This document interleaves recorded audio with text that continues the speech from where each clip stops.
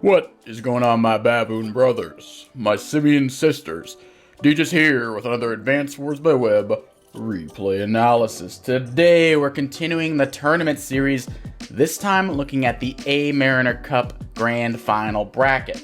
For all of you that don't know, the A-Mariner Cup is the premier standard tournament in Advanced Wars by Web, where the best of the best standard players duke it out for a chance at the crown.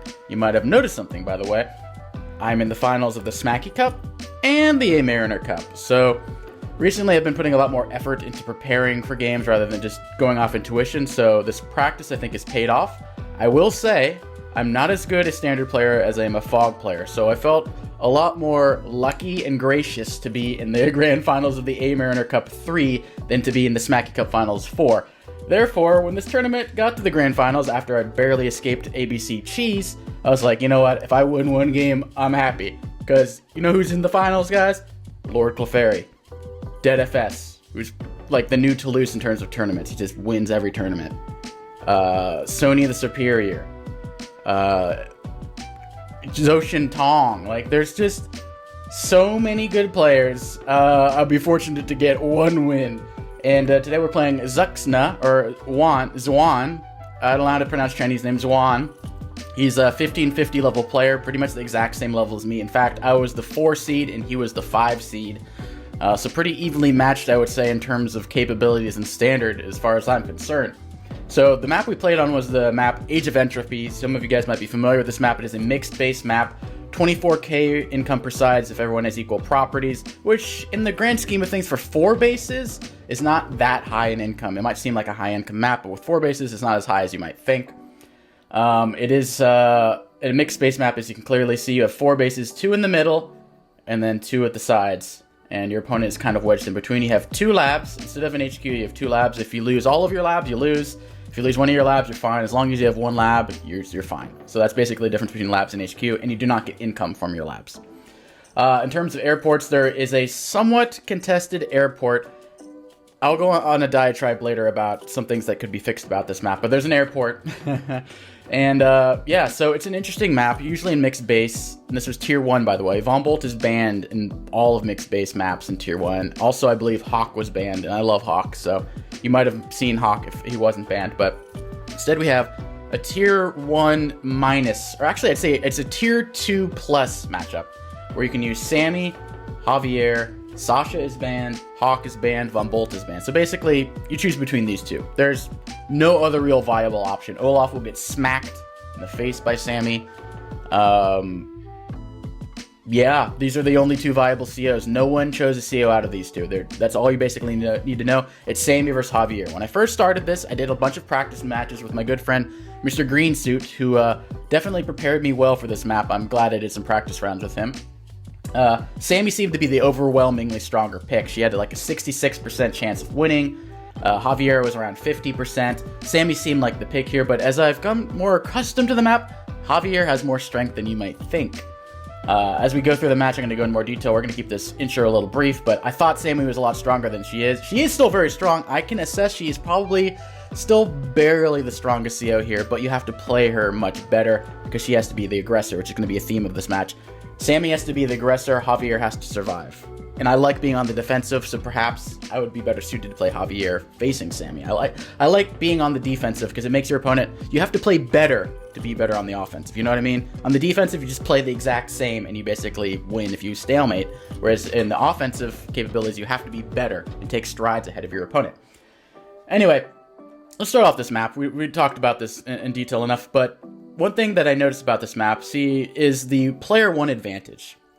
What is player 1's advantage here? So actually, let's talk about it briefly. The airport is contested if you're player 2. If you're player 1, the airport is not contested. The reason being, if I'm player 2, and I send my infantry over here to go for this chain over here, green can stop my airport cap. Because if this next one goes here, that will be entered by this guy or this guy. And you might see a little hint of that later on. However, if I'm player 1, I can send my first infantry down here, or I can set it up here. The best is to go for this early property and then go for the airport, by the way, because the airport is very good, because once you get the airport, you can deny this property right here. So green will not get this property, because it's 1 turn away from a battlecopter over here. So getting the airport as early as possible is not very intuitive. A lot of people go for these 2 properties earlier because it's a chain. Oh, 2 properties, what? But over here, I mean, it's just three chain, by the way, so it's not too bad itself. But the airport is really good on this map. Copters are phenomenal. You can weave around. You can go this little space right here, and anti-air cannot get you until they go to this little shoal. Like, battlecopters are really good on this map. If I build a battlecopter from this airport, green will have to build anti-air here and an anti-air here in most respects. Anyway, let's go into the map.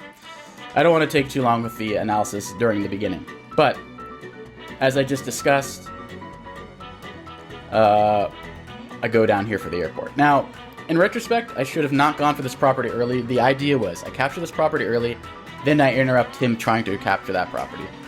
What I learned later on in the game is this is a lot more defendable for green than I imagined. I should be going for these properties. Going for this property is a little bit more tricky.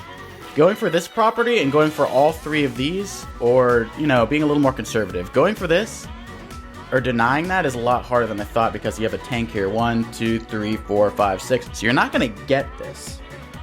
You can try to deny it. So perhaps I should have set this infantry down south first, and then my second infantry goes over here to the center, because then I could capture this property and this property later. But it's not the end of the world, but it's not great. And see, he does not go for the airport here. So ding, ding, ding, ding, ding. Alarm bells went off in my head, like, each airport.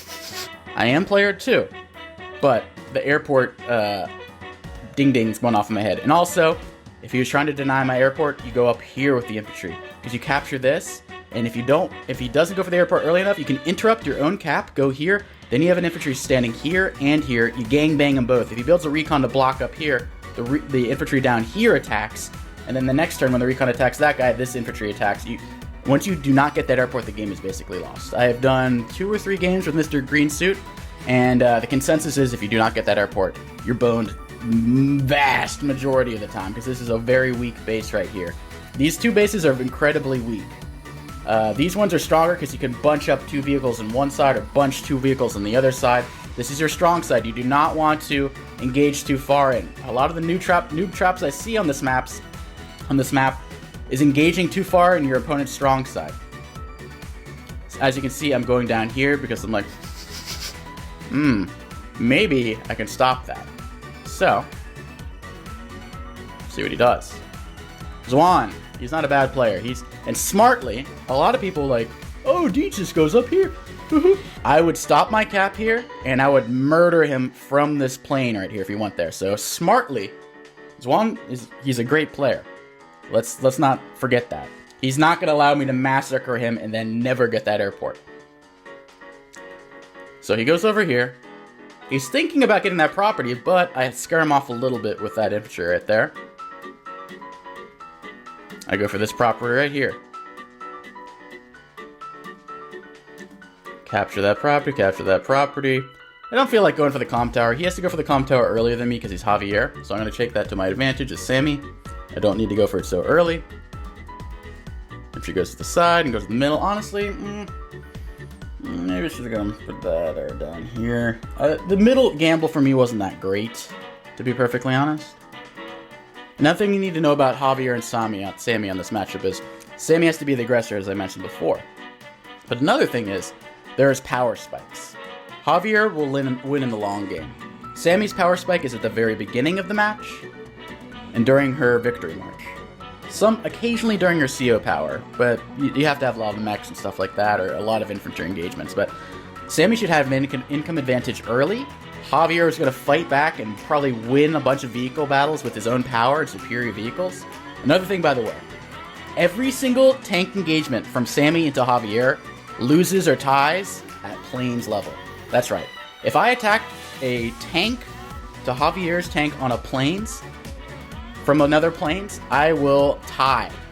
If I attack from a plains onto a forest, I will lose. This is with a first strike, by the way. Sammy attacking first onto a city, no chance. You're going to come in here, you're going to knock it down to like 7, and it's going to knock you down to like 6 or 7 yourself. You're getting blasted on that. So Sammy cannot attack into Javier's city-sitting tanks. So Sammy's great on this map, but she would love to face like Sasha or something. Javier makes Sammy's life a lot worse. because his defense and her weaker vehicles really compound, and you can really feel the weakness of her vehicles, as you'll see in this match. So, goes for the comm tower, goes to the property over there. Playing a little wimpy here. He's thought about capturing that, but he doesn't have the comm tower yet, and I do have an infantry that can interrupt. Pretty heads-up play, to be honest. Pretty heads-up play. Goes over there, goes over there. Fields a recon. He's like, Deej, I know what you're gonna do. If I build an infantry, you're moving this guy here. You're moving this guy here. And I'm never getting that. He could stop, interrupt that to try to capture it, and he still would not get it. He sensed it. So I was like, damn it, if he was player 2, I would have slapped his cheeks. But I decided not to go for it anymore because I know he senses it. I thought about it. You see, I captured this property first. I didn't I waited. I was like, do I want to go there? Do you want to go there? I don't. So I stopped my cap there. In position to cap both of these properties. Build my first tank over here. Honestly, it doesn't really matter if I build my tank from here or here. I kind of wanted to build a tank here and then move my infantry there, so I have infantry and tanks going in this direction. Another strategy of mine was also, I want to fight over here. Why do I want to fight over here? Because I can send my vehicles here, and I can send my vehicles and copter over here. So I have 3 bases fighting 2 bases, 3 bases in an airport fighting 2 bases. Actually, this base would be over here, but 3 bases versus 3 bases, but I have an airport. So I have 1 vehicle advantage from the airport. So my idea was fight here, don't fight over here. Fight here, don't fight over there. That was basically what I hammered in my head. But Uxna, the great Uxna, what can he do? So this is a bad move by Uxna, I believe. I do not know what he was doing with this recon. He should definitely have sent this recon up here and then build a tank. Because if he puts a recon and attacks me, and the tank follow up, if he just keeps chaining over here, I'm forced to fight where I don't want to fight, which is over here. Remember, I don't want to fight here. I want to fight here. I'll have 3 bases airport, 3 bases no airport. He has the airport advantage. He will link up this with his 2 over here, and it's not going to be pretty for me. So he wants to have a battle over here. He makes a mistake here. He wants this property really bad. He might want to fight for these properties. You don't really want to fight for these properties too much as green because this is really close to reinforced in the middle. That should be under black control or gray or whatever. And this could be either, usually that's white for the most of the game because it's 1 tank turn away from here and 1 tank turn away from there. But more often than not, this goes under gray's control rather than green. So you don't want to fight too hard over there. So when I saw this recon move, I was like, yes, love it. I love an indecisive recon like that. And he freaks out because he knows this guy's coming down here next turn, right? Wisely. Since he moved his recon here, smart move by Uxna. I could have just beaten his ass on the spot if he made a bad move there. So, heads up play by Uxna. Good, well played, Uxna. Not letting me have an easy victory. So, capture my comm tower finally. Get my airport. Capture here. Capture here. So here's where I make my first mistake. Honestly, I should not be capturing this property. I'm going to lose an infantry here. He's going to attack here, and then whatever fights back, he's going to have a tank chain to stop me. And like, remember what I said earlier, if a tank attacks me first, well, I didn't say this, but if a tank attacks me first from a plane versus me on a city, the tank wins. Javier's 10-10 is much stronger than Sammy's 100%. This is with comm tower. Sammy has 90% attack on vehicles. With the comm tower, she's 100%. So 100% versus 110 attack and 110 defense, Javier's winning that every single day of the week. Monday, Tuesday, Wednesday, miércoles. I don't know. I'm learning Spanish now, apparently. Anyway, what I have in mind, though, is that sweet, juicy property right there. I'm like, Sinister Deej. I want that juicy property. I'm getting a little greedy here, by the way. The greed got a little ahead of myself right here. I want both of these properties, and I want both of these properties. So that'll give me a net 4K advantage, because I'd have 2 more properties than he would, which is pretty nice. Will I be able to pull it off, though? We'll see. And actually, because he shifted the recon over here, I was like, you know what? I want to fight over here. Remember, 3 base, 1 airport, Just 3 base. Let's do it. So I do that. Build a tank over there. This tank, by the way, shuts down the recon completely. The recon can't attack from here, he gets blasted. Can't attack from here, it gets blasted. The whole recon experiment basically just got executed. It's not happening. That recon is going to die to capture a property at best. So that recon should have been going up here. Then my tank couldn't have gone over here to defend. It was pretty, it doesn't seem that consequential, but that recon move over here was a blunder by him. So I was very happy to see it. And he even admits it. You know how he admits it? Well, first he captures all his properties. Interrupts me over here. This is a bad engagement by me. He's going to build a tank here next turn 100%. He's got infantry advantage. He's got 4, 3, and all I have is these little wimpkins. Because I did send some down here, so I have less infantry than him. So I should not have been fighting yet. The issue is, you should be fighting here in the long term. But I don't have a copter yet. I don't have as many infantry as he does yet. None of my guys went down here. I only have 2 infantry here. I don't have a bunch coming down here yet. I went too prematurely to go for this property. I should not have gone for that property that early.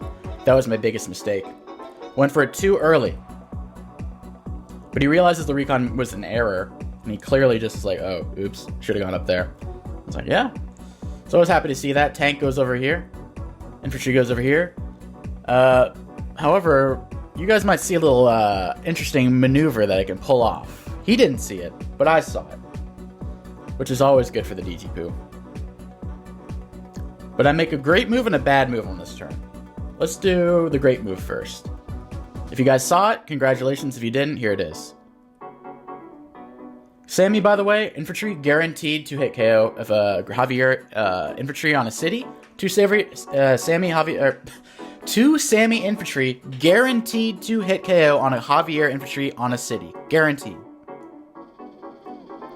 So, what do I do with that? Bang, bang, bang, cap. It's mine. This will not knock me below 4. That's my city. He just lost it. He was convinced that there's no way Deej would ever interrupt a cap in order to get another cap. He underestimated me. I will do that any day of the week. Boom. Bang. The thing here that most people wouldn't do is they cap here, but then they forget to move this infantry to attack, which is understandable because you get greedy. Like, oh, the chain here and there. Oh, DG. Nope. But we're getting that property. And we can capture this next turn anyway. However, here's the bad move. Attack my tank into here. Now he's got a tank chain over here. He's got more infantry than me, and he's going to have stronger tanks than me. So this side's looking dire. This side's not looking too bad. And I'll shift my tank over here to defend these guys. But this is looking pretty bad. But I built my copter, so I feel a little better about myself.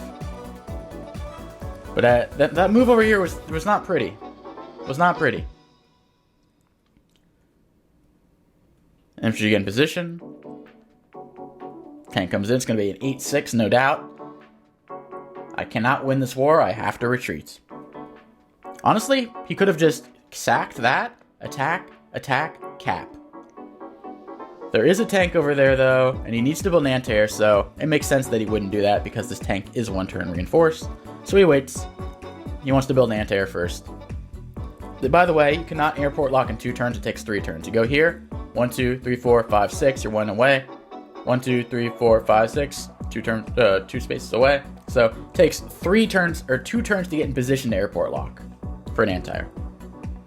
But he's biding his time. He is ready to capture. But first he needs an anti-air. He's probably going to build a tank down here. And look at the indecisive recon. I've never seen a recon so indecisive before, but I was beaming with joy seeing this recon flounder about. So, doesn't know what to do. Doesn't know what to do. Tank gets a kill there, loses the property. At this point, I'm feeling, alright. I lost an infantry, and I'm losing this battle over here, but I'm winning over here. I need to find an income advantage, and by doing that early middle thing, I actually have not secured this property, whereas he has. So, I do not have an income advantage over him. Due to that fact. And I cannot allow him to get this property. I'm not allowing him to get that road. Hell no. So I see this is lost over here. And I don't even know what to do with my copter. I wanted to pincher strike him, but... a Sammy tank at 6 HP is pretty useless against Javier tanks. Like, usually you keep chipped unit tanks to attack other tanks and they're okay, but Javier's defense, like, it's not doing shit. So I get in position. I really want to get that cap. I need to get some sort of income advantage. I bring this back. 1, 2, 3, 4, 5, 6. Even if I built a tank here, I still don't allow a first strike because it's going to start a chain. And once I get into a chain, he's going to build a copter here, and he's going to have a tank here, and I'm going to lose this battle because he has, say it with me, 3 bases, 1 airport. So we're not doing that. I withdraw my tank over here, and now I'm getting a little desperate. I'm like, where can I win? I've lost here. I've won here. Ideally, I cannot get this property because he's probably going to build a battlecopter soon, so I'm not getting that. And I also considered interrupting that. I did not because it's going to knock it to 6, and then I have to retreat. So it's just going to delay it 1 turn, and if I go over there, he doesn't get a free hit on these guys like he normally would. Also, I'm eyeing this property right there. That's why I moved this guy on the road, looking for wins. 1 win right there. Another one right here. Another win. I'm focusing down here and in the middle. This is lost. He's getting that 100%. I can stop that, probably. This is looking a little dicey, because I need to have like a mech or infantry to interrupt. And maybe I get a win up here. These 2 over here, I can go around and attack here, but if he just sends 1 tank up here, he shuts down the whole attack. So my wins are getting limited, and it's getting near the Javier power spike. The Javier power spike being a CO power. Sammy basically cannot do any damage to him when he has a CO power. So, yeah. We'll see how it goes. So Zuxna, pretty close income. Tank gets in position. He wisely sniffs this out. 2 of my tanks cannot come even remotely close. That's going to knock it down to 3. There's no chance of a 2-hit KO. In fact, 2 tanks, 6, and 2 full HP tanks is probably a roll. Okay? That's how bad Sammy is for Javier on terrain. Recon comes in. Kills my infantry. Gets that cap easy. Heals up. He's getting in position to, like, trap my copter. If my copter goes, oh, free hit down here. No, he's going to trap my copter. So I'm not falling for that shit. Normally, I kind of expected him to build an anti-air, but he's actually not overreacting at all. He's just like, if you go down here, I'll just trap you, you know. No need to build an anti-air. Smart on him. Boonk. Gets a free hit there. Sniffs out my little middle attack right here. I'm like, oh, shit. Okay. Okay, I see how it is. I see how it is. I need to win, though. Look, he's only behind 1k. He's about to be tied with me. I cannot beat Javier if we're tied on income. Just can't. Like I said, you have to play better than Javier. Sammy is the aggressor. I have failed my civic duty to beat Javier in the early game. I messed up over here. I went too early. I should have had this property. I should have at least been 1k ahead of him. By putting an infantry here early, I should have had that. But unfortunately, we're a little sloppy. A little sloppy. But we're not completely lost. We're behind. I would assess myself as behind right now. So I get some free attacks in. Not free, but some bonkers in. Bonk, bonk. I have to retreat over here because these guys are going to beat up all my infantry. I go over here. I'm like, I want that. If I'm going to base lock him, that's cool because, you know, I want to get that. Build an anti-air. Infantry go over here to block. This seems pretty counterintuitive, but he cannot escape this tank. The tank will have to attack one of my infantry, and then I'll have 3 tanks to attack his tank. 3 tanks will kill his tank. So I'm looking forward to that. So, a little trappy poo. And his recon, by the way, it can attack from here, but this infantry cannot. So there's no way to bust this tank out, basically. I just kind of ignore this. I'm like, I can't attack this. I want to go boom, bang, but then the tank is just going to sit on that city for the rest of eternity. So I'm like, ugh. I'll move over here because I'm like, I guess I'm going to combine. Move my tank over here. Not feeling too great. I got a bunch of infantry positioned over here, but I don't have that win that I need versus Javier. I need to have income advantage. I need to at least stop that or like get that early. A lot of people, by the way, are like, oh, Deej, why don't you send next infantry attack? Because artillery, you put it in the shoal here. There's a C tile here that shuts down everything. Boom, boom. Everything that attacks here gets shot by an artillery for the rest of the game. Shut down by an artillery. That easy. Okay? That's why you don't. Oh, mechs attack. Mechs are bad on this map for the most part. That's one thing that Semi does not have great about this. Mechs are bad. Mechs are bad here. Mechs are terrible here. They're terrible in both these spots. They're not as terrible here, but they're still terrible. Like, maybe here I build a mech, go here, here, here, and then vehicles over here, but like, you're on a bridge there, so you have to go here, then there, then that. Like, mechs are not great on this map, unfortunately, in my humble opinion. So I'm like, oh, shit, alright, let's see what he can do. So Javier goes in, gets his cap, recon attacks, tank attacks, kills off my infantry. This is a smart move because I wanted to attack him from 3 angles. Bang, bang, bang. I wanted 3 attacks, cap. And then I get the property. And then he can't interrupt me. However, by putting this infantry there, he deprives me of that. That depraved beast gets a free smack right there. Stopping my copter. Starting to capture this property. Looking a little dubious for me. Looking a little dubious for me. We have income and tie versus Javier. These vehicles are stronger. What's our KD? 6-4. Not ideal. I am definitely not winning. I am losing. So, I'm Sammy. I have to be the aggressor. If this continues at the status quo, I lose. So I'm kind of in an uncomfortable position. What am I gonna win? This is locked down. That's not happening. In fact, this property is threatened. This is now, he's gonna retake these, and how? I'm so disjointed. I'm kind of fucked. So I'm gonna have to rely on tactics. So a copter comes in. So I'll discuss this later. But I attack copter there. I know I'm gonna lose this. I understand that. But I need to stop this capper over here. That's gonna be a guaranteed kill. This is a 90% chance of killing. And it didn't happen. Because I wanted tank attack there. Tank attack there. Tank attack back here. I wanted a triple tanky, or double tanky tink. I don't know what that means, but I wanted to kill that tank and knock it down to 3 at minimum, but it didn't work. And I'm just going baboon now. I'm just attacking everything. I need to capture this property. I need some sort of winning. See, look at this trade!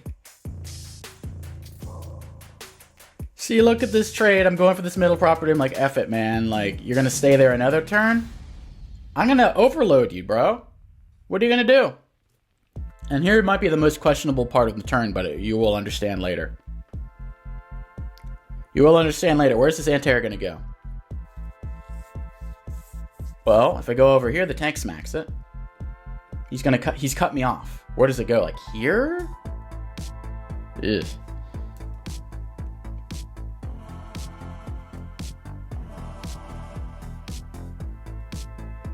Down there. Deej. A lot of y'all are thinking to yourself, you've said in countless videos, don't waste anti-air on killing negligible infantry. Focus on zoning and attacking air units. I've said this probably 50 times in my videos. Yet, I do this.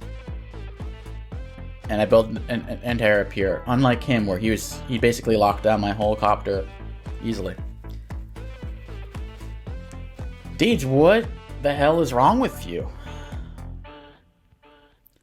I'm desperate, guys. This game is starting to look over.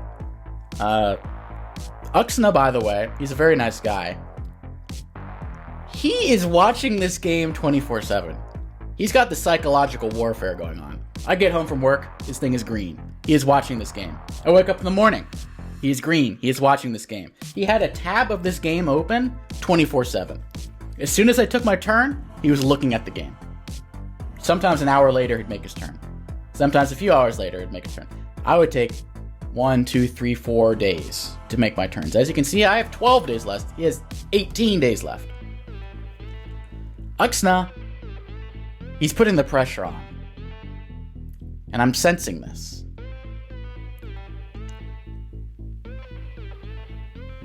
Keep that in mind. There's some psychological pressure. But there's a few things about psychological pressure. It goes both ways. If you're rushing yourself in order to rush the opponent, it can have some repercussions, sometimes. But it can also be a very effective tool. I like doing it when I play someone with Kill Me First. When I played him in the Smacky Cup, I took my turns very consistently over and over because I wanted to rush him. I'm better at live than I am in normal play. So it's intuitive that I would rush him. He got rushed. He won to the groove. We were playing live turns. I was like, oh, I'm going to win. You saw the result. Uxna is the same. He's like a shark. He wasn't live for the first few turns, but when he got a little bit of a lead, he clearly has a lead now, he was lurking. And he knew, he's like, every single time Deej makes a turn, I'm going to rush him. I'm going to make him feel bad. I just want to beat his ass down. And then be done with him. And prepare for the next round. And I respect that. I've done that before. But, you know, I've done it before, so I know it the best. So I have my strategies with dealing for this sort of thing. Strategies. We'll break it down later. Build double mechs. One mech to interrupt over here. And if he blocks with something, I don't know, double mechs. Tank over here because I need a tank chain. He's going to kill this copter. My tank needs to get a strike on the anti-air. Yeah. Uxna comes in. It's time for a power spike. How bad is it going to be for me?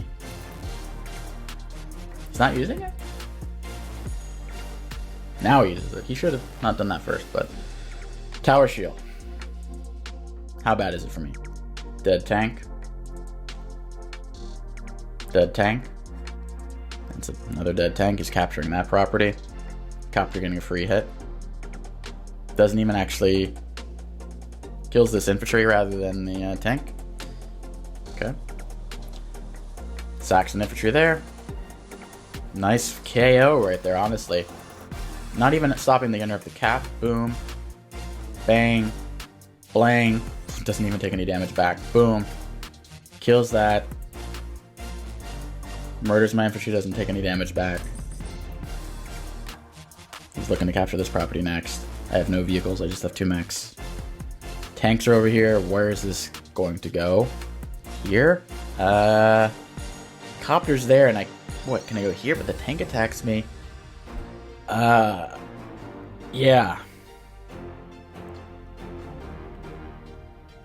Looking incredibly bad here. Oh, God.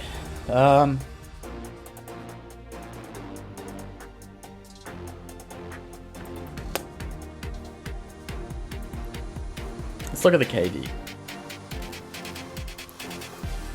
15 to 8. Killed 2 tanks, I haven't killed any. Killed a copter, I haven't killed any. Killed more infantry than me. Things are looking rough. Things are looking rough. This is partly part of the video where like, oh, but then Deej comes back and he wins the game, right? Right, guys? Right, Deej? Well, Zuxna, I underestimated him a bit, you know? He's a very strong player. Javier was stronger than I thought. And he pretty much beat the shit out of me. Like, this was pretty big beatdown. Maybe I am not as good as some people think, or I'm not as good as I think I am. Maybe, I'm overmatched. Maybe I was never a top 10 player in Standard or Fog. Maybe you just got lucky, That's what people are always saying about me, at least. What did I say? I said, let's clap some cheeks. I'm gonna win this fucking game. And I did. Don't believe me? Watch. Boom. Bang. Bang. Bang. What? Deej, what are you... What? Oh, wait, oh, huh? Deej, what's going on here? What, huh?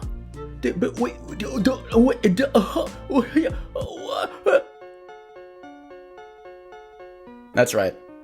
I won. And the doubters, shame on you. And it might seem like, wow, dude, you were super lucky. Wow, you're bad, but you got lucky this one time, right? Oh, yeah, that'll show me you were so bad. Oh, man, he was crushing you. Did you guys ever stop to think? Maybe being crushed was by design. Maybe I was losing all those units on purpose. Now, let's go back. I mentioned earlier, my opponent, he was rushing me. And when I sensed this, I knew he would not be checking everything extremely closely like he should be. In a tournament setting, you can't be rushing if you want to win the Grand Finals. Toulouse would never consider that. Dead FS, even less so. Once you get rushed, once you're rushing someone, you make yourself vulnerable too. It's a two-way street. I sensed this. I was taking my time. He was trying to rush me. I didn't get rushed. I spent days looking at positioning, looking at my charge, in order to counter this rush. So, what day did I decide Victory March was the winning move? So here it wasn't going too great for me. I think it was about this turn. Things are going poorly for me over here. He's got a base chain over here. I cannot 2-hit KO that. We have equal income. My only hope, he's threatening me here. Now let me break you through why I made the moves I did. I am nowhere close to a victory march on this turn. I am 67, or no, what are we at? 15,000, 72,000. I am 57,000 away from a victory march. 57,000. That's more than Javier's entire super. I'm not even at 2 stars, and I have 8. The farthest thing from anyone's mind is a victory march. It's day 9. Who does a 10-day victory march? Me. Now watch. It all started with this battlecopter attack. I considered attacking straight up, but that's too obvious. We have to make him think that we're giving up, not that we're luring him. I need to make him have a sense of comfort that, I'm just going to put my foot on the pedal and Deej is dead. So I started off with a fake out here. Kill off that infantry. Part 2. I need to make a lot of charge over here. And fortunately, I wanted to kill that because then I'd have 1 tank attack from here and 1 tank attack from the front. And then 1 tank attack the recon. Because then I'd have 1 tank at 9 HP here, 1 tank at 7 HP, so it would kill me here. And trust me, I would have gained a lot more charge this way. You'll have to trust me, but I got a very bad roll. It sucked, but it's not the end of the world. The top. I needed to I needed to sell that I am doing one of my last death throws. Deej has no chance. He's not even at his CO power. Wow, what a weirdo. What an overrated weirdo, right? So I attack here. Terrible trade. Terrible trade. Maybe Toulouse or Dead FS would have been like, something is very fishy here. Something is very fishy here. See, this tank has nothing to do, right? Or, well, you'll see. Now it has nothing to do.